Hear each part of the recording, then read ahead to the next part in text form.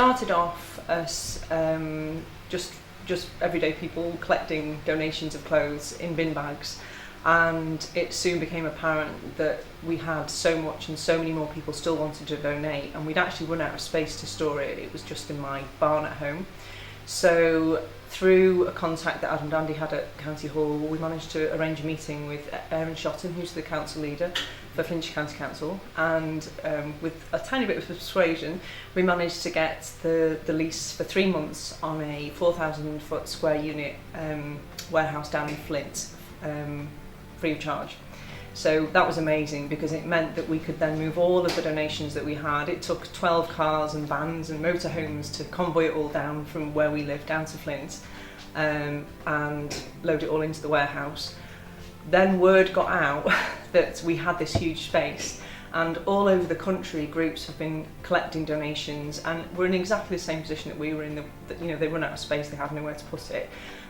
So groups from Carnarvon, Aberystwyth, where else? Blenheim-Ffestiniog, the Wirral, Bangor, Anglesey, all heard about us, and that weekend we had probably 16 van loads of aid arrived in the warehouse, which was just astounding, along with loads of volunteers, and that enabled us to put together 10 pallets of aid, and we were able then to send that out via DHL, who were shipping at cost, and that went out to the island of Leros in Greece.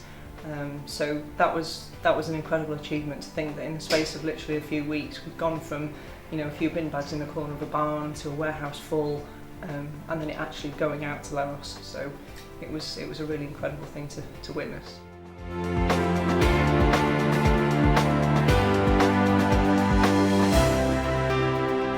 Today has been a huge turning point for Share. Opening the shop in Chester has created a whole new path for us, really. The purpose of this shop is kind of twofold, in a way that it's an avenue for us to be able to sell and generate income from the clothes that we can't give to local people and we can't give to refugees abroad because they're not appropriate. Maybe they're summer clothes or their evening gowns or fancy shoes. So it's a way to generate income, and then that income is going to be used in two ways. So 50% of the profits that are made in the shop will go to help transport aid out to the refugees, or in whatever way we feel that money can be best spent to help people abroad.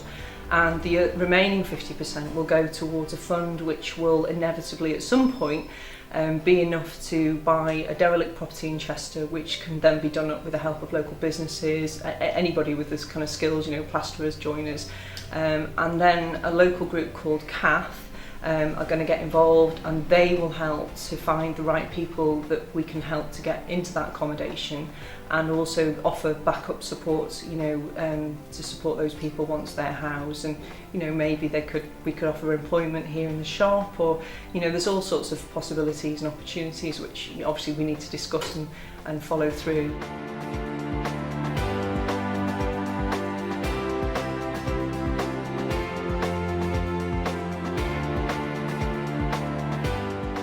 Volunteers have been the key to the whole success of Share, really. I mean, we're all volunteers. Every single person involved is given their time freely, sacrificing time from their families, squeezing hours in here and there in between working, and it's it really has been a quite incredible thing to be a part of.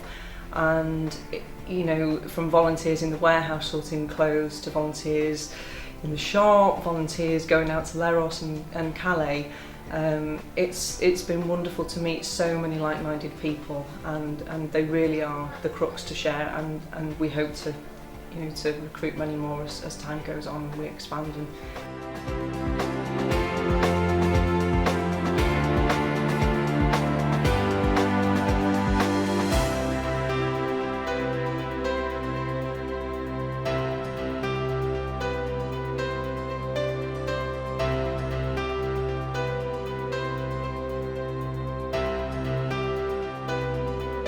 Well, today we've had probably in the region of 100 volunteers turn up to the unit, following a call that we had a container leaving to take aid to Syria, and the it's just been phenomenal, really, to have so many people come and to see the pile of aid that's been behind sort of dwindle to what it is now, and to know that it's actually en route to people in Syria who desperately need it. It's been the most amazing experience for all of us, really, to have had such an amazing turnout of people from our local community. Yes, it's been a special day.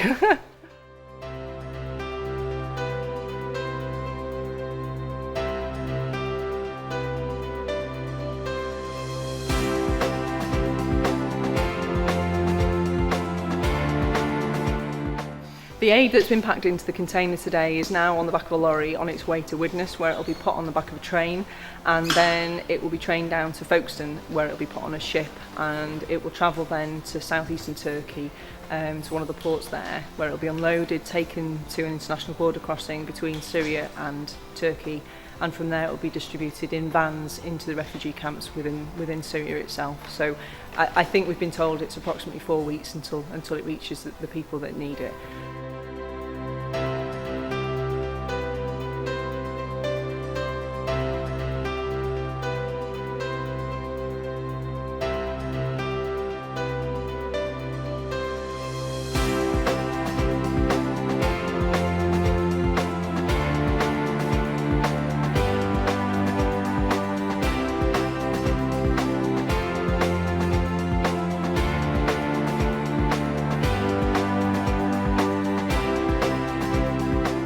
In January, Share moved premises, and we moved from Flint up to Mold. The County Council very kindly gave us the use of the old County Library building, which we now share with Flintshire Food Bank, which is fantastic. They've been really supportive and helped us hugely.